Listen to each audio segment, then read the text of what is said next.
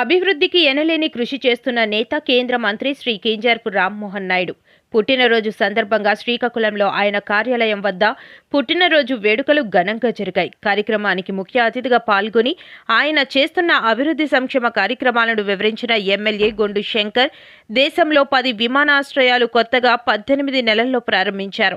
45 దేశాల aviation association చైర్మన్గా రామ్మోహన్ నాయుడు గారిని ఎన్నుకున్నారు. భోగాపురం విమానాశ్రయాన్ని పరుగులు పెట్టిస్తూ 94% పనులు పూర్తి చేసి త్వరలో ప్రారంభానికి సిద్ధంగా తయారు చేశారు.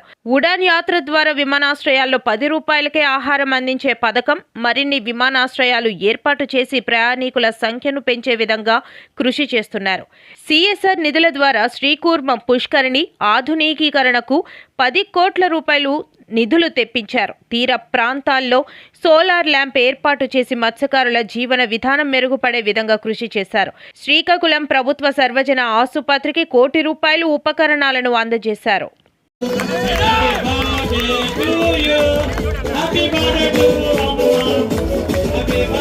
సూర్యుడు ఉదయించే మన శ్రీకాకుళంలో చీకటి వెలుగాయే మన పల్లె పల్లెలో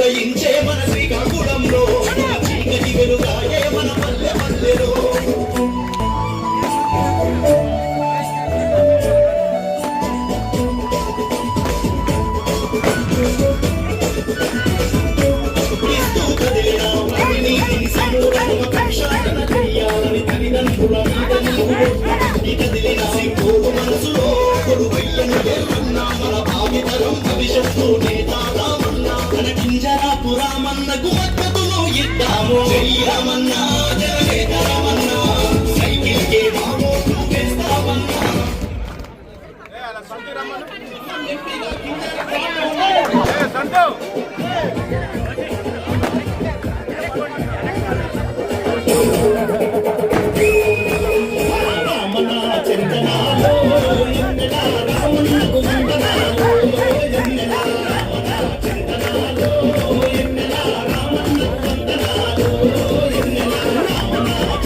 రామ్మోహన్ నాయుడు గారి పుట్టినరోజులు ప్రతి సంవత్సరం కూడా మనం ఇక్కడ జరిపించుకుంటున్నాం.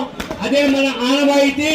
పూజ్యులు కీర్తిశేషులు శ్రీ కింజరాపు ఎర్రన్నాయుడు గారి పుట్టినరోజులు జరిపించుకుంటూ వర్ధంతి కార్యక్రమాలు జరిపించుకుంటూ ఈ రోజు వారి పుత్రత్వమైనటువంటి రామ్మోహన్ నాయుడు గారి పుట్టినరోజు కార్యక్రమం చేసుకోవడం అనేది ఇది మన తెలుగు ప్రజలందరికీ కూడాను, అదేవిధంగా శ్రీకాకుళం జిల్లా ప్రజలందరికీ, ఈ నియోజకవర్గం ప్రజలందరికీ, ఈ పట్టణ ప్రజలందరికీ కూడాను ఒక పండుగ దినమైన సందర్భంగా తెలియజేసుకుంటున్నాను. అదేవిధంగా మన రామ్మోహన్ నాయుడు కీర్తి ప్రతిష్టలు రోజు రోజుకు ప్రపంచ వ్యాప్తంగా జరుగుతున్నటువంటి కార్యక్రమాలు మీరు చూస్తూనే ఉన్నారు. నిన్న జరిగినటువంటి సంక్షోభంలో చంద్రబాబు నాయుడు గారు చెప్తుంటారు, సంక్షోభం వచ్చినప్పుడే మన ప్రతిభని కనపరచాలని చెప్పి, దాన్ని ఎదుర్కోవాలని చెప్పి. అటువంటి సంక్షోభం దేశంలో వస్తే ఆ దేశంలో ఉండే సంక్షోభంలో ఆయన అతిక్రమించి రాజ్యసభలో పార్లమెంట్ లో ఆయన ప్రసంగించినటువంటి ప్రసంగం చెప్పిన సమాధానానికి ప్రతిపక్షాలు కూడా మాట్లాడేటువంటి పరిస్థితి.